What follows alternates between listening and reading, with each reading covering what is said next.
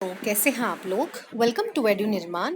So let's begin 2 जुलाई का analysis. तो पहला आर्टिकल है जीएस पेपर 2 से related police reforms and crucial judicial actor. तो अभी आपको थोड़ा बहुत आइडिया होगा कि अभी जो पुलिस कस्टडी में दो एक बाप बेटे की डेथ हो गई क्योंकि पुलिस ने उन पे इतनी ब्रुटैलिटी करी जिनकी वजह से उनकी डेथ हो गई। ठीक है, तो ये दिखाता है कि जो कस्टोडियल वायलेंस है, ठीक है, वो बढ़ता जा रहा है एंड उसके लिए जुडिशियल रिफॉर्म्स की ज़रूरत पड़ेगी।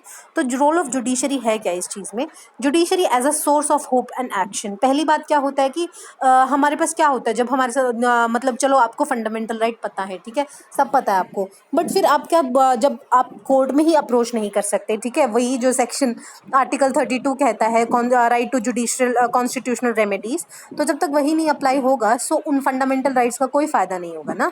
सो इसीलिए कि जुडिशरी को as a source of hope and action होना चाहिए। ठीक है, how Supreme Court handle this topic at the past. Supreme Court ने इंटरफीन किया मल्टीपल टाइम्स, ठीक है, मल्टीपल केसेस में हम एग्जाम्पल देख सकते हैं, जैसे कि Joginder Kumar versus state of UP, DK Basu versus state of waste Bengal, ठीक है, वेयर गाइडलाइंस पास की गई थी, ठीक है, एंड बोला था कि भाई ऐसे दो राइट्स हैं जिनको सिक्योर करना चाहिए।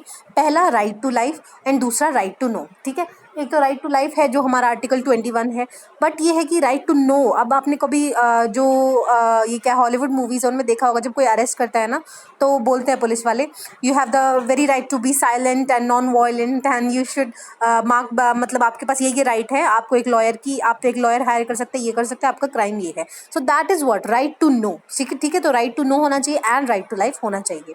ठीक है, through the guidelines court sought to the curb the power of arrest, ठीक है, जो आर्बिट्रेरी अरेस्ट होते थे उनको कर्ब करने के लिए, एंड ये कि accused person is made aware of all the critical information regarding is arrest. ठीक है, जो जो भी इन्फॉर्मेशन उसको चाहिए वो उसे मिल जाएगी।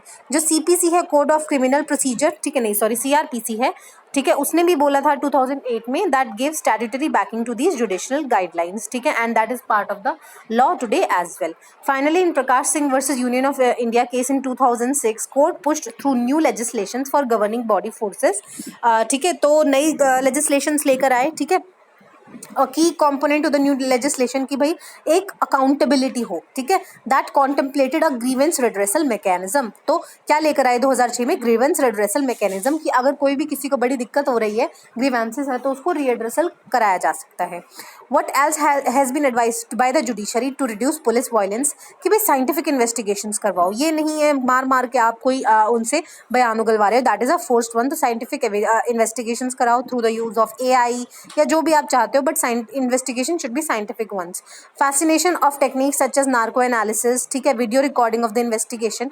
तो कुछ नई टेक्निक्स लेके आओ बेसिकली, एंड जो टेलीविजन कैमराज है इनसाइड पुलिस स्टेशन होने चाहिए ताकि चीज़ें मॉनिटर रहें किसने किसके साथ ब्रुटैलिटी करी है। Why judicial interventions have failed to curb the violence? So for it is ordinary magistrate and not the constitutional court who is judicial actor. तो क्या दिक्कत आती है कि जो ग्राउंड लेवल की पुलिस एक्टिविटीज है ना, वो मजिस्ट्रेट तक पहुंचते पहुंचते भी 1.5-2 साल लग जाता है, तब तक सारी होप चली जाती है इंसान की। सो दिस इज द थिंग, जो गैप है हमें वो कम करना है, gap between the highest court and lolly police officer. मान लो एक ट्रैफिक पुलिस है, वो हैरास कर रहा है, तो हम कोर्ट के पास जाएंगे, पता चले वो चीज़ आपकी 7 महीने में सॉल्व हुई हो। So this shouldn't be done, है ना। फास्ट ट्रैक कोर्ट्स को एक्सपीडिएट करना, एस्टैब्लिश करो ताकि वो केसेस को फटाफट रिजॉल्व करें।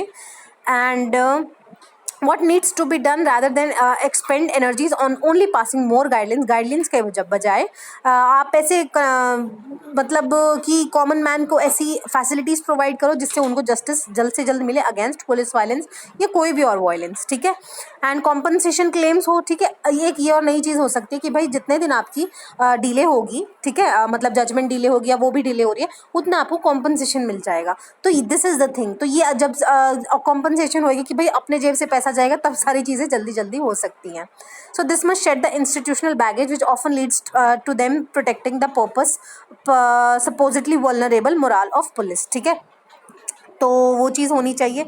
It is time to consider sanctions at larger scale to impose monetary penalties at the district level. तो मॉनिटरी पेनल्टीज कराओ भाई, पैसा दो, ठीक है, अगर दिक्कत करी आपने तो पेनल्टी लगेगी, to drive home the message that कि ये जो चीज़ें हैं, ठीक है, ये बर्दाश्त नहीं होंगी। and this could strike an inspired move by reorienting their guidelines and try and change practices of magistrate as well. ठीक है. एंड बाकी ये आप मतलब जो है मोटे मोटे ना आप आंसर राइटिंग में लिख सकते हो अपने सॉल्यूशंस क्या हो सकते हैं. साइंटिफिक एविडेंसेस कराओ, वीडियो रिकॉर्डिंग कराओ, ठीक है, जो भी बयान हो रहा है, नार्को एनालिसिस कराओ, ठीक है, सच बोल रहा है झूठ बोल रहा है, और जो पुलिस स्टेशन है वो सारे सीसीटीवी होना चाहिए. एंड अगर मिसिंग है तो उनकी अकाउंटेबिलिटी फिक्स करो. ठीक है, तो जो ये है कि पेनल्टीज लगाओ. सो दिस इज द मतलब कुछ आप आंसर्स लिख सकते हैं. Then is about some same language subtitling project. ठीक है, तो SLS प्रोजेक्ट है क्या होता है, हम कोई मूवी देखते हैं ना, उसके नीचे सबटाइटल्स आते हैं ना, जो भी वो बोलता होता है, so that is the subtitles. So same language subtitling project ये क्या है, IIM अहमदाबाद का प्रोजेक्ट है. उन्होंने रिसर्च की है इन 8 मेजर लैंग्वेजेस. ठीक है, तो इसने मतलब 23 साल पुराना प्रोजेक्ट है. And quality implementation of the policy on TV channel. तो बेसिकली काम क्या करता है, ये जो सबटाइटलिंग है of the main stream TV content. मान लो कोई न्यूज़ चल रहा है तो नीचे वो उसको बता देंगे वो क्या क्या बोल रहा है. क्या होगा, कोई डेफ बंदा होगा उसको नहीं सुनेगा ना क्यों टीवी क्या बोल रहा है, तो सबटाइटलिंग की हेल्प से वो चीज़ उसको पढ़ सकता है, वो उसको समझ सकता है एंड लर्न कर सकता है. It could help people specially जो ट्रेडिशनल लिटरेसी प्रोग्राम से दूर हैं. ठीक है, उनकी रीडिंग और राइटिंग स्किल्स इंप्रूव होंगी. 1996 का प्रोग्राम है ये एंड वाज लॉन्च. इनिशियली तो रिसर्च प्रोजेक्ट की तरह लॉन्च किया था, पर अभी इसको ऑफिशियली लॉन्च कर दिया गया है. In 1999 it was officially put to practice as a literary intervention programme, कि भाई साक्षरता अभियान की तरह इसको लॉन्च किया गया. And non profit organisation Planet Read भी इसके साथ इन्वॉल्व थी.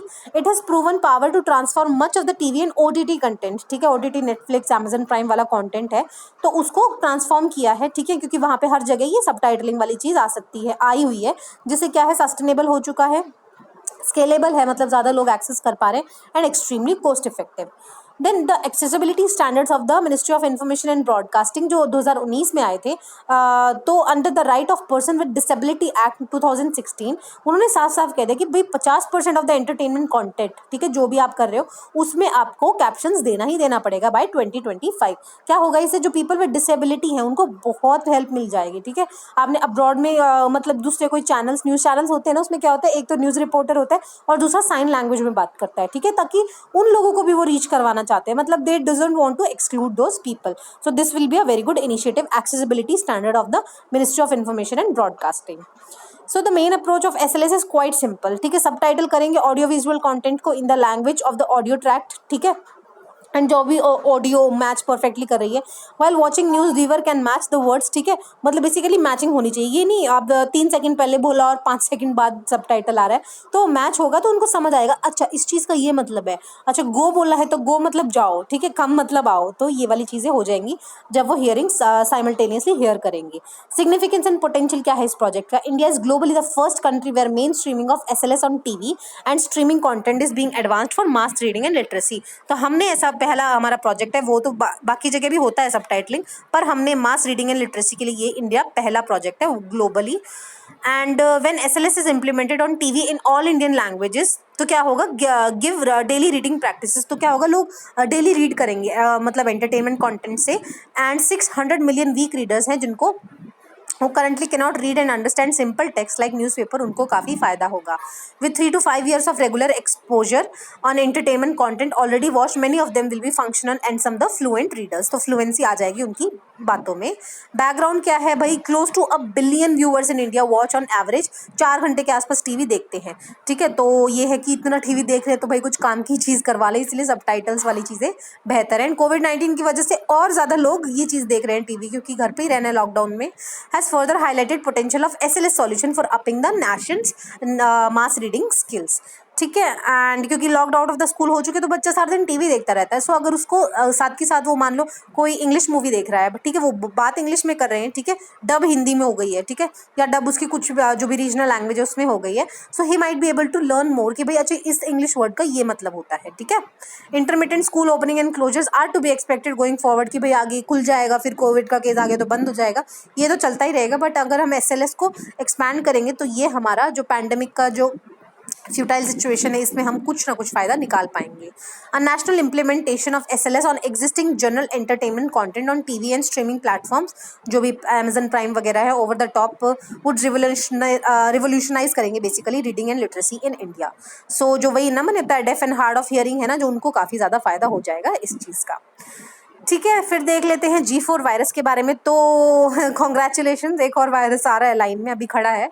चाइना के रिसर्चर्स बोल रहे हैं कि भाई एक नई फॉर्म ऑफ स्वाइन फ्लू आने वाली है एंड ये इन्फेक्ट कर सकती है ह्यूमंस को। Swine flu has been dubbed the G4 virus as and its related to H1N1 flu. तो H1N1 भी स्वाइन फ्लू का ही होता है।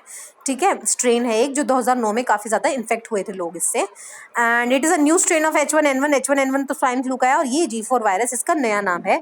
अभी तो ये पिग्स में ही मिल रहा है, तो ये बट ये बोला जा रहा है कि ये ह्यूमंस में इजीली सर्कुलेट हो सकता है। जो पिग्स को देख रहे हैं ना, आदमी देख रहे हैं पिग्स वगैरह को जो संभालते हैं, पर ये है कि उनमें ज़्यादा ये पाया जा रहा है एंड बाकी लोगों में भी ये फैल सकता है। It is a type of influenza, छींक खांसी जुकाम यही होगा।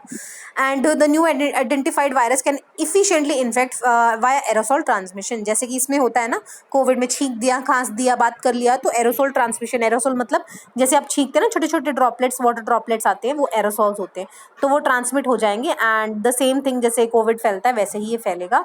और सिम्टम्स क्या आएंगे? Sneezing, wheezing, coughing and weight loss भी होगा काफ़ी सारा इसमें।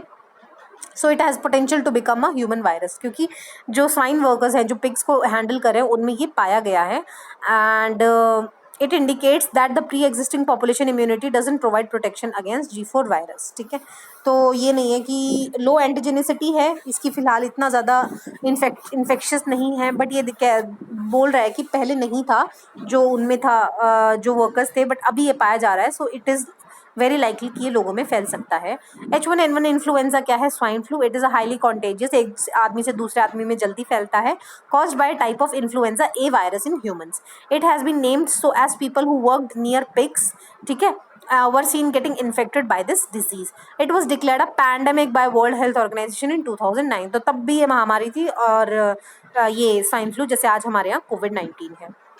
There is about GS paper 3 special liquidity scheme from for NBFCs and HFCs. ठीक है, NBFCs is non banking financial companies and HFC is housing finance companies. तो इनके लिए स्पेशल लिक्विडिटी स्कीम लेकर आए। लिक्विडिटी का क्या मतलब होता है? कोई भी एसेट जो मतलब इजीली अगर बाजार में बेचने जाओ तो वो जल्दी बिक जाता है, जैसे पैसा। लिक्विडिटी इज इक्वल्स टू मोर और लेस, आप ये लगा लो कि पैसा इन्फ्यूज करें मार्केट में। तो आरबीआई ने स्पेशल लिक्विडिटी स्कीम लेकर आए हैं एनबीएफसीज एंड एचएफसीज के लिए through a special purpose vehicle. तो क्या होगा? ये हमारा आरबीआई रहा, ये हमारा स्पेशल पर्पस व्हीकल रहा, ठीक है, और ये हो गए बैंक्स। ठीक है, क्या होगा कि स्पेशल पर्पस व्हीकल ना, जो भी ये बैंक नहीं सॉरी एनबीएफसीज एंड एचएफसीज, ठीक है, तो क्या होगा, ये जो अभी क्या है कि एनबीएफसीज का बेसिकली काम क्या होता है, वो लॉन्ग टर्म पे लोन लेते हैं बैंक्स पे, सॉरी शॉर्ट टर्म पे बैंक से लोन लेते हैं, ठीक है, एंड लॉन्ग टर्म पे वो लोगों को प्रोवाइड कर देते हैं। तो अगर कोई भी बंदा डिफॉल्ट करता है, लॉन्ग टर्म के लिए लोन दे रहा है, डिफॉल्ट कर रहा है, तो वो नहीं बैंक को वापस रीपे करने वाले होते, क्योंकि उनको शॉर्ट टर्म पे 1-2 महीने के गैप में उनको पैसा देना पड़ता है बैंक को।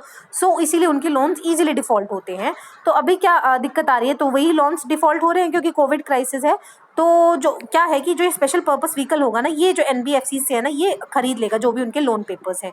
तो आरबीआई और ये क्या करेगा, आरबीआई से 30,000 करोड़ का, आई थिंक 30,000 करोड़ का ही पैकेज है, हाँ 30,000 करोड़ का पैकेज है। तो आरबीआई इससे लोन पेपर्स ले लेगा और ये इसमें इन्फ्यूज करा देगा, ठीक है, या फिर इसी के पास लोन पेपर्स रहेंगे, बट ये है कि 30,000 करोड़ आरबीआई इसको दे देगा एंड ये 30,000 करोड़ ये एनबीएफसी को दे देगा। ठीक है, क्या होगा और किस लिए देगा? ये आगे के लोन के लिए नहीं, जो प्रिवेलेंट क्राइसिस है ना उनके लिए, उनकी भरपाई के लिए ये इनको एनबीएफसी को पैसे दे देगा स्पेशल पर्पस व्हीकल द्वारा। ठीक है, 13 मार्च को इसको लॉन्च किया गया था फाइनेंस मिनिस्टर द्वारा। की फीचर्स क्या? RBI will provide funds for the scheme, ठीक है, एंड क्या होगा, गवर्नमेंट गारंटीड होंगे, ठीक है, कि अगर डिफॉल्ट भी कर गए तो सरकार गारंटी लेगी और 30 करोड़ देगी इनको। Total amount of such security shall not exceed 30,000 crore and government of India will provide unconditional and irrevocable guarantee, की भाई गारंटी है, भाई सरकार देगी ही देगी अगर ये 30,000 करोड़ भी डिफॉल्ट कर गए तो। So who is eligible? NBFC such as MFIs, microfinance institution जो RBI से registered है under the Reserve RBI Act of 1934, excluding those registered as core investment companies जिनकी कैपिटल 100 करोड़ से ज़्यादा होती है, वो इसमें excluded है। हाउसिंग फाइनेंस कंपनीज भी इसमें हैं जो नेशनल हाउसिंग बैंक जो एक्ट है उसके तहत रजिस्टर्ड है। तो ये 2 इंक्लूडेड है, NBFCs and HFCs। Other eligible criteria क्या होता है?